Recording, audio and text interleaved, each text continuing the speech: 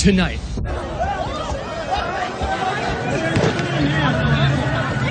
Panic, chaos, a staggering collapse. The Taliban have taken Afghanistan. Ben Solomon was in Kandahar just before that city was seized, riding with Afghan forces in full retreat. Ben is here to talk about how the country's fall happened in just weeks. Plus, Hind Hassan saw firsthand what could lie in Afghanistan's future when she and her team snuck themselves into Taliban-controlled territory earlier this year. Tonight, what she learned on the ground. And it's hard to dream up a worse failure of American foreign policy and intelligence. 20 years, 4 presidents, trillions spent, and thousands of service members killed. Liz Landers reports on how the U.S. political machine is responding, and why didn't we see it coming? That's what I've been wondering all day, watching the horrifying videos coming out of Afghanistan. And I'm not alone. Afghan leaders are blaming President Ashraf Ghani, who fled yesterday without warning the public or the rest of the government. Officials say Ghani made the country's problems worse by refusing for months to work with the Taliban to create a path for a peaceful transition of power. The acting defense minister tweeted that Ghani and his cohorts tied our hands from behind and sold the country. In the U.S., President Biden blamed, and I can't believe I'm saying this, the Afghan military. We gave them every chance to determine their own future. We could not provide them was the will to fight for that future. But our own Ben Solomon was just in Afghanistan and says the failure to stop the Taliban had nothing to do with a lack of will. He joined me earlier today to talk about what he saw. Ben, thank you for joining us, and happy to see that you're back in the United States safely. I understand that you were in Kandahar in southern Afghanistan, that you were able to leave with the Afghan military as they were throwing down their weapons effectively on a cargo plane out of the city. What was that like? So in the end, our experience in Kandahar was a problem because we got caught there. We got stranded. When we flew in on a commercial flight, the expectation was it'd take a few weeks, even when the fighting started to really get serious, we'd be able to kind of get out. What we didn't expect and we didn't foresee was that these soldiers would just so quickly give up the city. When it did happen, the airlines all shut down flights. The UN evacuation flights also shut down. Everything was shutting down. And when that was happening, we started to kind of worry what we were going to do. By the end, we found ourselves with one of the most elite units in the country called the 03 unit. They are CIA-trained, American-funded. These guys spent 20 years becoming the go-to military force that America relies upon in their stead. The U.S. never lets access to them, but in this case, it was so desperate that we just kind of found ourselves with them and protected with them. They were the ones preparing for what was going to be the last stand against the Taliban. They set up a front position right next to the airport, surrounded the area, kind of made a perimeter. And they said, this is it, we only have about 1,000 soldiers. The Taliban probably has a couple thousand, but we're going to fight all night. We're going to do everything we can. And we were getting ready for what was going to be one of the most harrowing, hairy nights of our lives. And just when the sun was about to go down, they announced that they had come to a truce. And the military commanders up top and the higher up in the military had decided to stand down, have their soldiers put down their weapons, give up all of their heavy gear, their Humvees, their artillery, all of their bigger weapons. They literally just left the cars running and went to the airfield, and the Taliban agreed to give a truce and let these planes fly in and fly everyone out. So in the middle of the night, at about 2 a.m., 6 carrier planes filled with just hundreds of military soldiers each. It was just a really intense scene of hundreds of people kind of packing in and trying to climb onto these. You see them now happening in Kabul, but then it's surprising to see these military units, basically like fighting for their lives to get out of there. And it was a really harrowing scene, seeing in the distance. We could see the shots in the air of tracers, which were the Taliban shooting in the air and celebrating.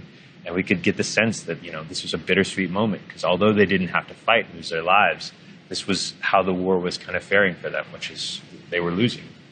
I think the story that people in Washington might be trying to tell is that the Afghan military forces had the resources they need, they just lacked the will to fight.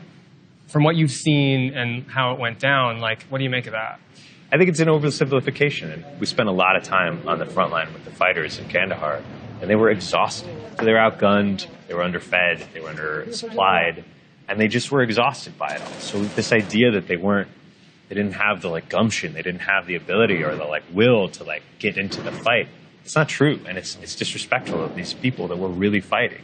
And when the dominoes started falling and these people were all handing it over, the bigger reality is the soldiers that did want to fight didn't have the support. Thousands of Taliban guys compared to just a few hundred willing soldiers. It's not a fair fight. I'm wondering what you're hearing about people on the ground that you have been in contact with who might be trying to get out, who are fearful of what a Taliban regime might entail in the near and the future, and what's going on. It's the biggest problem right now is that the people that are trying to get out, it's not specific to people that work with the military or people that were interpreters. It's not just any one subset. It's everyone. Everyone in the country is looking for a way out, some way or another. I'm getting calls from high military officials asking if I know anybody that they can talk to. They're calling you? They're calling me, asking if I have some contacts at some embassy or something that they don't know about. I'm getting calls from all of the people we worked with looking for any way out. And there's really no answer. So now, we're living in this world where there's not a real thought going into what's going to happen with the Afghan people. Well, thank you, Ben. Glad to see you're back safe. And there's so much more to talk about and to see from your reporting. So thanks so much. Thanks.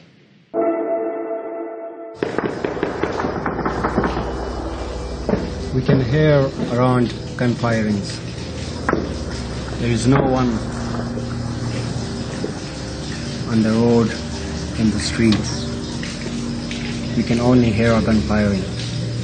There were some armed men came to our block parking.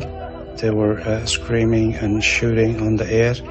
My family and my neighbor's family were screaming and crying for this. As the Taliban advanced across Afghanistan, our reporters reached out to friends and contacts to find out how they were. These are the messages we got back. Hello? Since last 2 weeks, especially last 3-4 days that we got information that Taliban will capture the capital, I lost myself. We can't tell you their names because they're afraid for their lives, but we will keep bringing you their voices this week. I don't have sleep. I cannot eat anything, and I am afraid of that. They will come to my home, kill me. Because I am a female activist, and now there will be no right for women. And I have a family. Yesterday, when I heard the Taliban entered to the Kabul, I just shocked. It was the hardest and the very worst condition that I have ever experienced. And I want that Americans know that our life is in danger. The U.S. government loves to say, we don't negotiate with terrorists. But for the last few days, U.S. military officials have been meeting in Doha trying to work out a deal with the Taliban that would protect Afghan civilians. Seb Walker is in Qatar tonight to get a sense of how the talks are going and if they're going to be able to save any lives. Seb, what are you hearing? Well, Christian, we are hearing those reports that you're probably referring to, that there was a conversation over the weekend with a senior U.S. commander here from the U.S. military's Central Command, which is located here in Qatar, and officials from the Taliban, representatives from the Taliban sitting down with the U.S. military for a conversation about the unfolding situation on the ground. I mean, this is something which obviously we don't have access to. It's all happening behind closed doors. But one thing that I am hearing is that the U.S. doesn't have a great deal of leverage left in this situation now that there's been this lightning advance with cities falling and finally Kabul falling to the Taliban fighters as well. there's not a lot of bargaining that the US can do in a situation like this. And it seems like the message was kind of along the lines of what we heard from President Biden earlier today, basically that the US will defend itself if there's any attack, and there should be, an evacuation allowed of American personnel and other civilians. But at this point, there's not really a huge amount of pressure that the US can bring to bear on the Taliban just because of what we've seen unfolding on the ground. And wasn't that supposed to be the point of all those negotiations that took place there?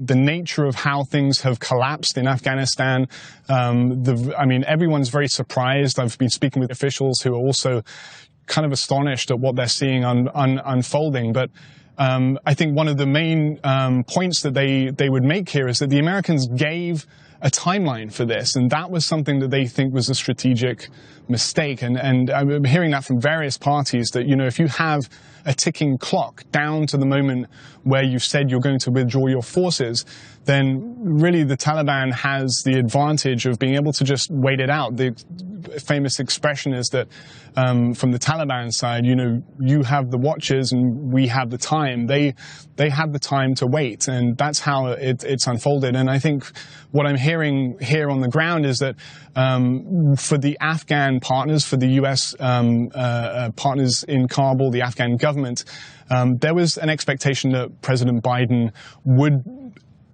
draw this out a bit longer, that there would be some kind of change in policy from the Trump administration. That was a surprise to them. There was a moment where they thought with a new president, things are going to be halted. There's going to be some kind of reassessment. And they were pretty surprised by all accounts of the way that this policy continued. Thanks for that, Seb. Hind Hassan has been reporting on Afghanistan over the past year. This spring, she and her team snuck into Taliban-controlled territory, putting their safety in the hands of the Taliban themselves.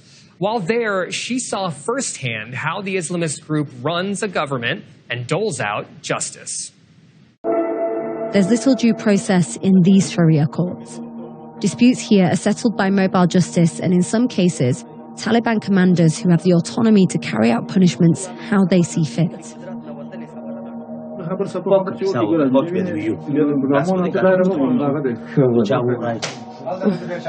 He just smacked him.